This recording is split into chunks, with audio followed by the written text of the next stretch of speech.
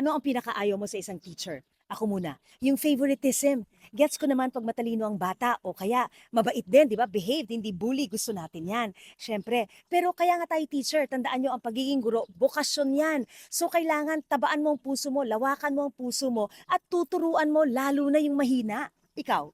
Well, ang ayoko talaga yung boring. Kasi nga, ang narinig ko sa isang Filipino teacher na colleague ko before, na pag may burol sa classroom, asa ng patay? Nasa harap.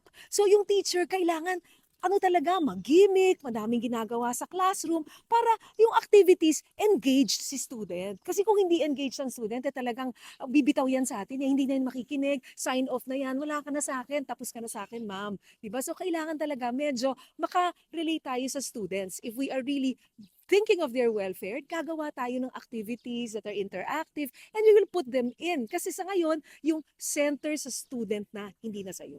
Think about that.